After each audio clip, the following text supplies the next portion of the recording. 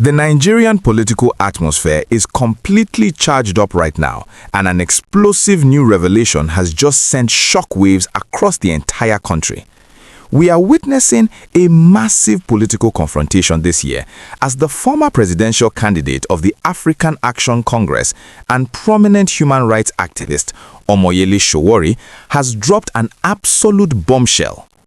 Speaking during a highly revealing interview on the Podium radio show on 32 FM in Ibadan, Sowore boldly accused the political class, specifically pointing fingers at the associates of the Labour Party's Peter Obi, of attempting to blackmail and pressure him into joining their political camp ahead of the new election cycles in 2026. In the world of Nigerian politics, where alliances are constantly shifting, Sowore's loud refusal to blend in has always made him a standalone figure. But this new allegation takes the drama to a completely different level. According to the fiery activist, the very same individuals who stood before Nigerians just a few years ago to condemn the country's political system as completely corrupt are now the ones aggressively trying to drag him into what he openly describes as structures of criminality. The details of this alleged blackmail are truly fascinating and show the intense behind-the-scenes struggles happening right now in 2026. Sowore explained that shortly after the previous general elections, people closely tied to Peter Obi's political structure approached him with a strong demand to align with the Labour Party. He expressed deep shock at their hypocrisy, reminding everyone that in 2023, these politicians loudly labeled the existing political frameworks as criminal enterprises. Yet, fast forward to 2026, Sowore claims these exact same actors are now trying to blackmail him into joining those very same criminal structures they once warned the public about. He completely rejected their advances, asking loudly what they expected him to do. He made it very clear that he refuses to stay quiet and follow anyone blindly into a system he believes is compromised. Sowore even pointed out the unstable nature of these political camps, noting that if he had joined the Labour Party, they would have probably dragged him next to the African Democratic Congress. And because the ADC is no longer looking favorable for some of these politicians, they are already jumping ship and running to the new Nigerian People's Party in Kano State. He jokingly but seriously asked the public, exactly how many political parties do these people expect him to join in his lifetime? Defending his permanent stance as a fierce critic of all politicians across every party line, Sowore completely dismissed the claims that he is just pretending to be morally superior. He used a very powerful example, stating that while he may not be a perfect saint, if a person has never participated in an armed robbery, they have every right to refuse to join a gang of armed robbers. He firmly believes that maintaining his integrity is far more important than gaining political power through corrupt means.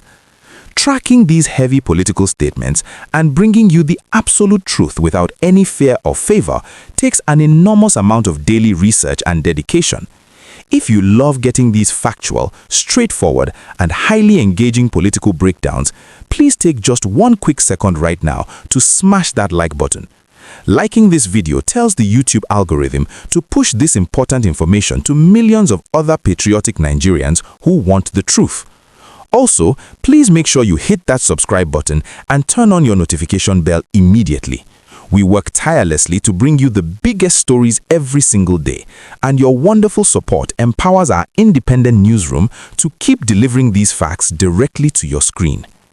Moving beyond his clash with Peter Obi's camp, Sowore directed a massive amount of his anger towards the Nigerian citizens themselves, accusing voters of constantly rejecting the truth and willingly supporting leaders who have ruined the nation.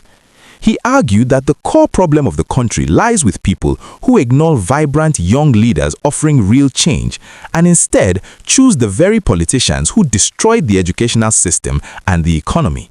Sowore insisted that angels are not going to fall from heaven to save Nigeria, and the citizens must stop expecting salvation from the exact same characters who have looted the country dry.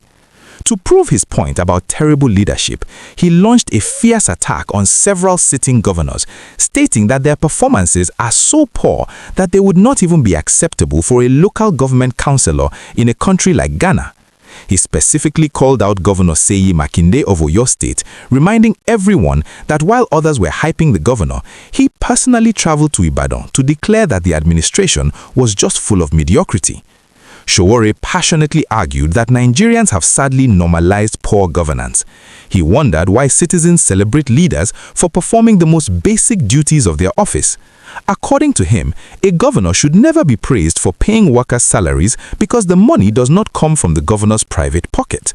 He also questioned why a governor should be treated like a hero for clearing pensions for people who worked hard for 35 years or for building a highway at 10 times the actual cost.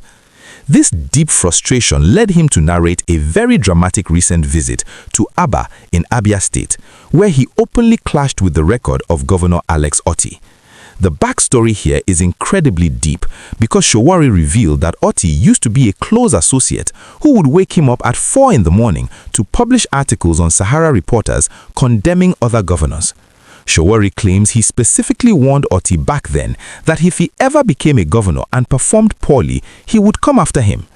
During his visit to the famous Ariaria market, Sowore said he was completely unimpressed with the state of development, boldly declaring that the hype surrounding Alex Otti is completely false. The drama in Abia State did not end there. Sowore revealed that his presence at the Ariaria market caused a massive scene because the traders recognized him and started cheering loudly, shouting that Sowore had finally come. He believes this massive show of street love from the ordinary market people deeply upset the state government.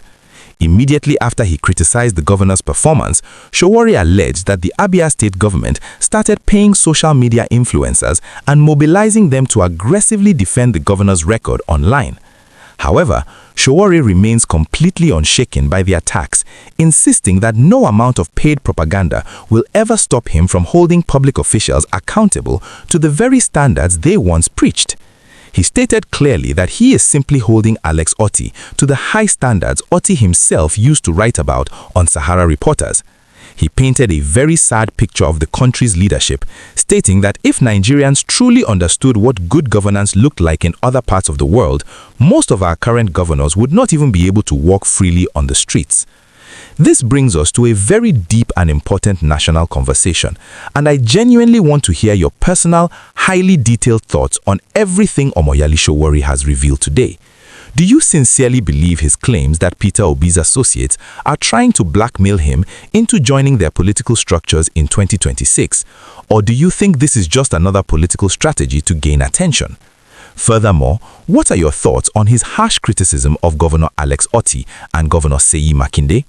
Do you agree with Sowore that Nigerians celebrate mediocrity by praising governors for paying basic salaries and pensions? Or do you think these governors are actually trying their best in a very difficult economy? Please take a few moments right now to go straight down into the comment section and type out your full, honest opinion.